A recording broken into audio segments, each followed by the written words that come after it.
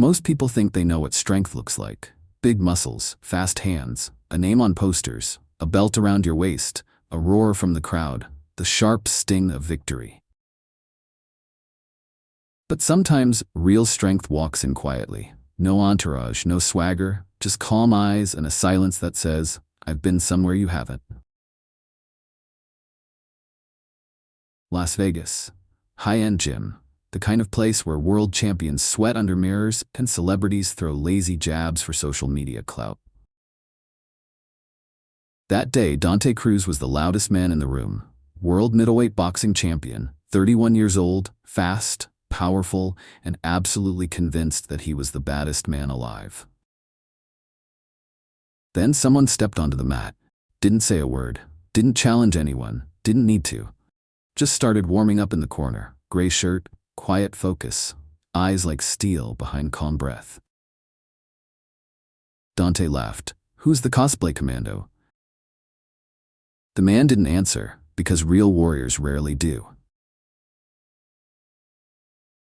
His name was Chief Petty Officer Sam Keller, a Navy SEAL with over 15 years of combat experience, Afghanistan, Iraq, Somalia.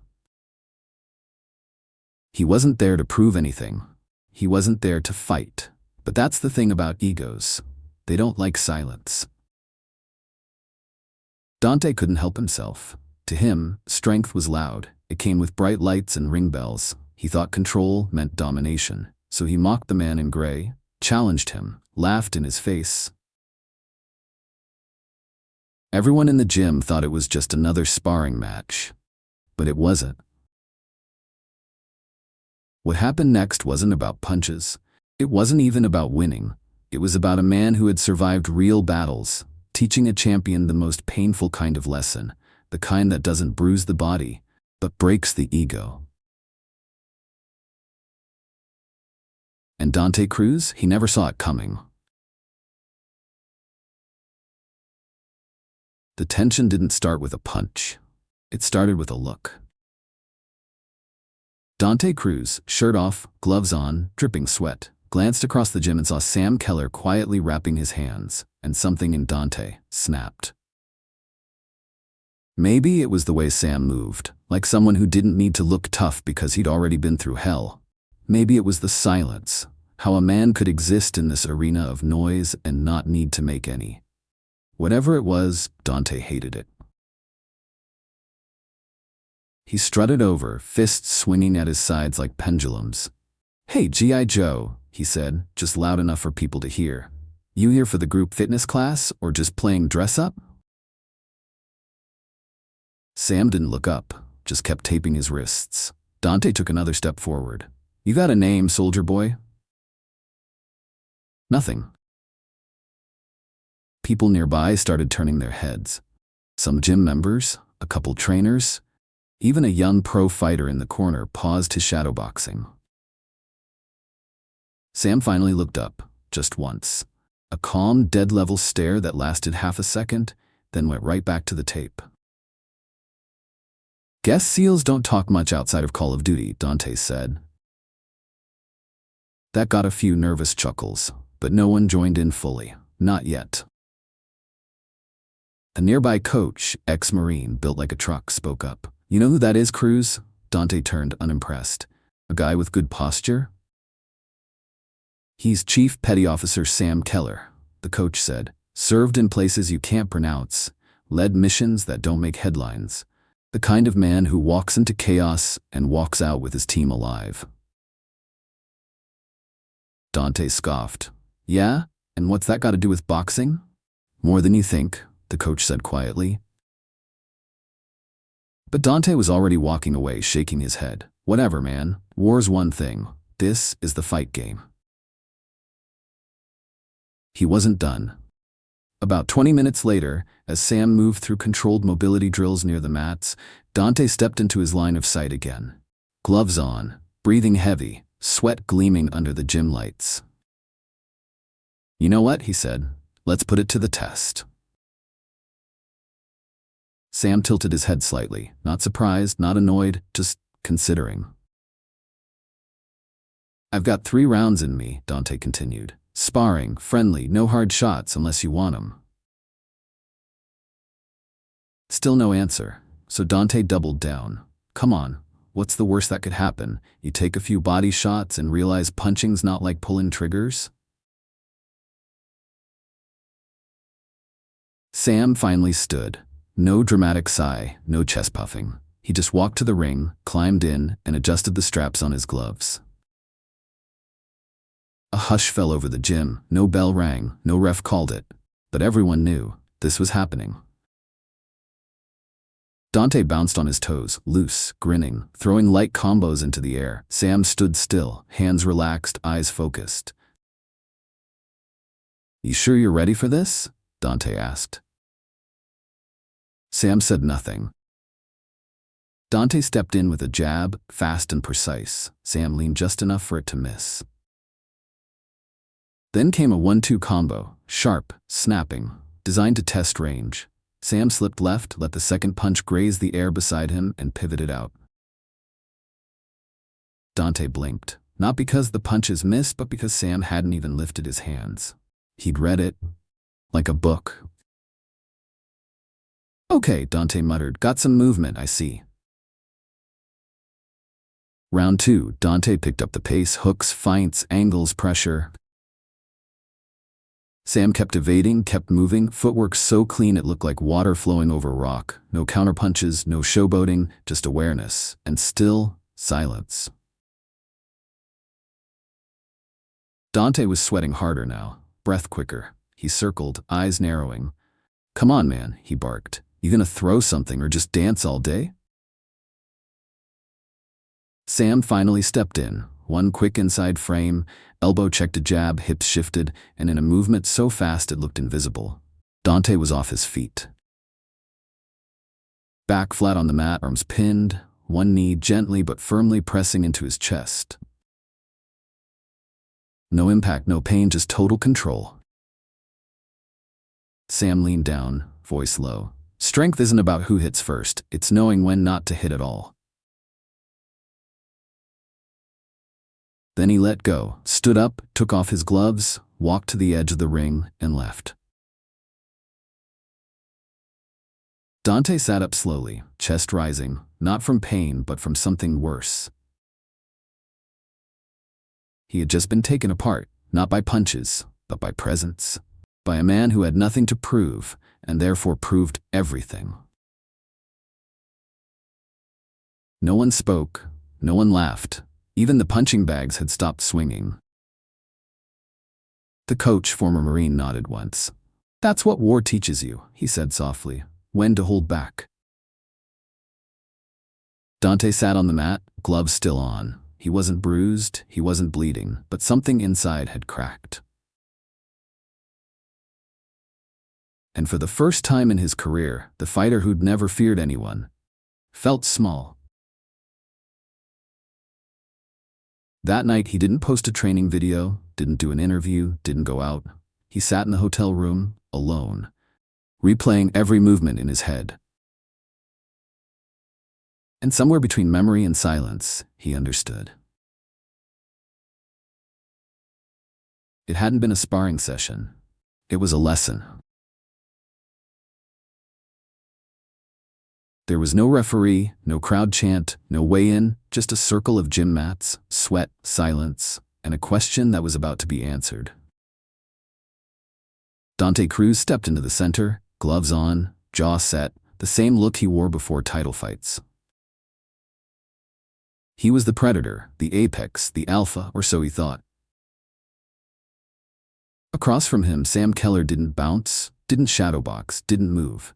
He simply stood, hands down, breathing steady, like he'd been in worse places than this, because he had.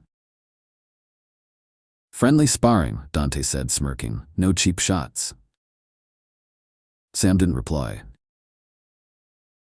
Dante threw the first jab, sharp, fast, straight down the line. Sam didn't flinch. He stepped just off center, letting it whisper past his cheek. Then a cross, then a hook, a low feint followed by a high 1-2. All missed clean. Dante frowned. He pushed harder, up the tempo, angles, movement, aggression. The ring had always belonged to him. But this man, This soldier wasn't fighting the way fighters do. He wasn't reacting. He was reading. Dante's gloves slapped air. His footwork turned frantic. He started chasing instead of cutting. And Sam? He was just there, calm, still, precise. Then it happened. Dante fired off a right hook, his signature, meant to stun, meant to end. Sam slipped inside the punch. Shoulder grazed the ribs, arm shot up under Dante's, hips rotated. And in one seamless motion, Dante Cruz was no longer standing. His back hit the mat with a thud, controlled, perfect, undeniable. Sam knelt beside him, knee planted across his chest, one arm pinned, the other neutralized. It wasn't a brutal takedown, it wasn't violent, it was surgical. And for the first time in his career, Dante Cruz couldn't move.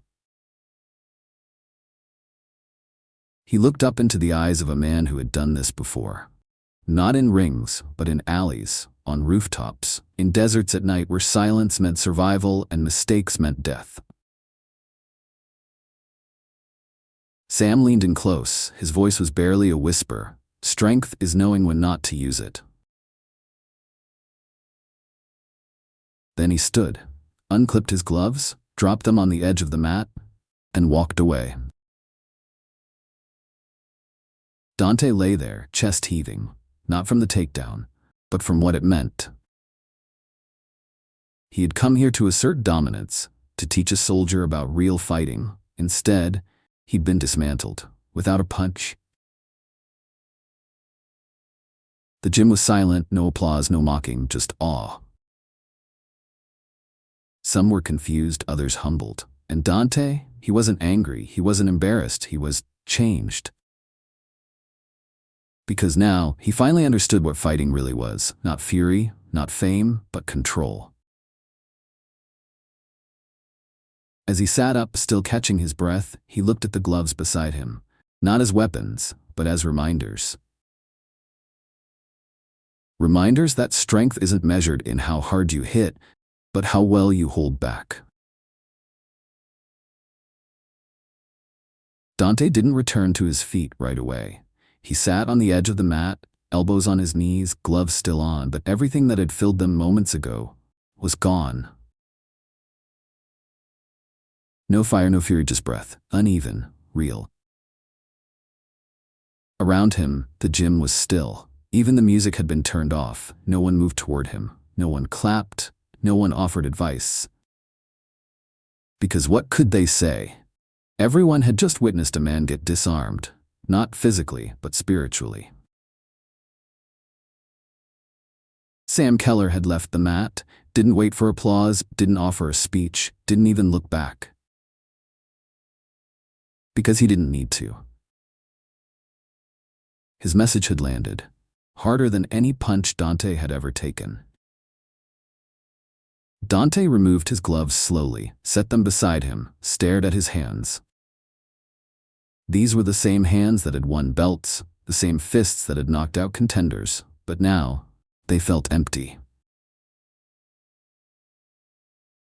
He sat there for a long time.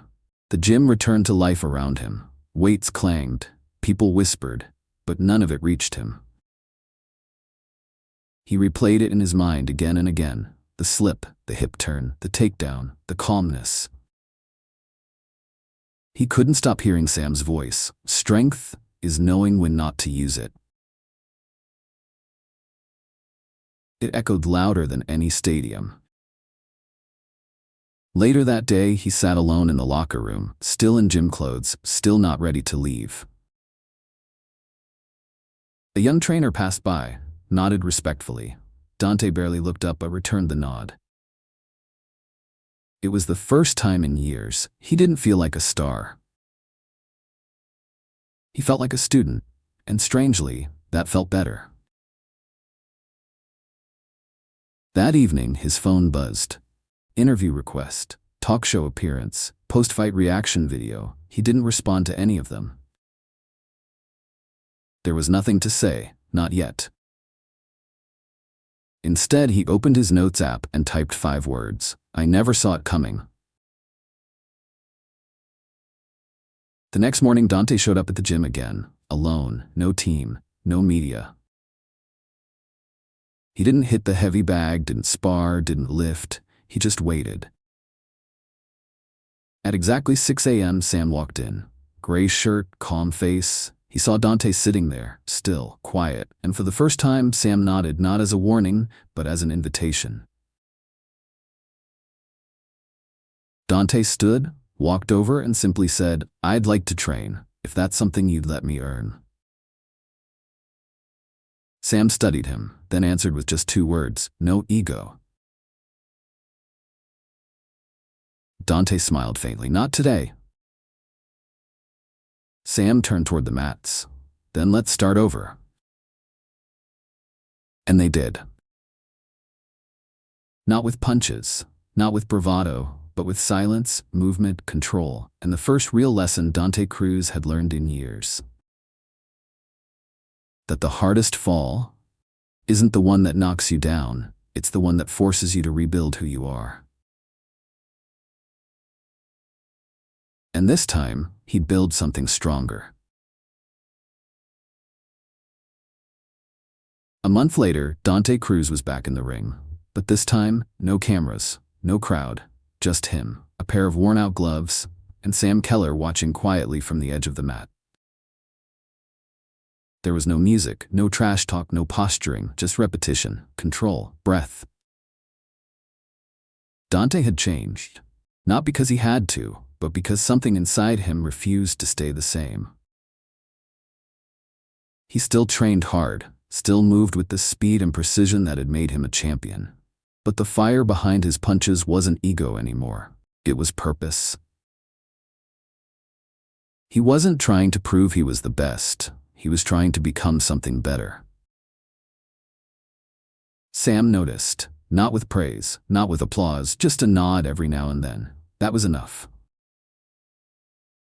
One morning after training, Dante sat beside him on the bench, sweat dripping, chest still heaving. "Do you think people can really change?" he asked. Sam didn't answer right away. He looked ahead, eyes focused on something distant. "People don't change because they lose," he said.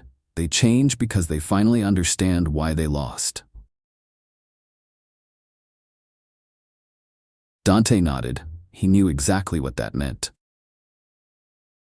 A week later, he appeared on a podcast, his first public appearance since the sparring match that changed everything. The host smiled. "So Dante, everyone wants to know, what happened with that seal?" Dante took a breath, leaned forward, and for once, didn't try to make it sound cool. "I walked into that gym thinking I knew what strength was," he said. "I thought it meant power, domination, proving you're better." He looked down at his hands. But strength, real strength, is restraint. It's discipline. It's shutting your mouth when your ego wants to roar. The host leaned in, intrigued. "So what did he do? Knock you out cold?" Dante smiled softly this time. "No, he didn't even hit me. He just showed me that he could, and chose not to." The room fell silent. The kind of silence that comes when something cuts a little too deep to joke about. Later that night, Dante wrote a letter. He didn't post it, didn't share it online, just folded it, sealed it, and left it at the front desk of the gym. It was addressed to Sam. Inside it said, "You didn't teach me how to fight. You taught me why we fight and when we shouldn't. Thank you." Sam never responded, not with words, but one morning he left something in Dante's locker. A small challenge coin, military issue, polished. On one side a trident, on the other 3 words engraved carefully, "Discipline over dominance." Dante carried it with him everywhere after that, not as a trophy, but as a reminder. Because in the fight world there will always be someone faster, stronger, meaner. But real mastery, that's not about who can hurt, it's about who chooses not to. And the fight that changes you most isn't the one that breaks your body. It's the one that rewires your soul. That takedown? It didn't just put Dante on the floor, it lifted him into something greater. And years from now, when people ask him what his toughest opponent ever was, he won't say a name, or a title fight, or a belt. He'll say, my own ego, and the man who showed me how to beat it, without throwing a single punch. Because strength isn't loud, it's listening, waiting, choosing peace when war is easy. If this story made you pause, if it changed how you think about strength, discipline, or ego, let us know in the comments. Have you ever learned a hard lesson the way Dante did? Hit that like button if you felt the shift. Subscribe for more real stories that hit deeper than any punch. And tap the bell, because next time we're telling the story of a Marine sniper who never fired, but won the war anyway. See you in the next one.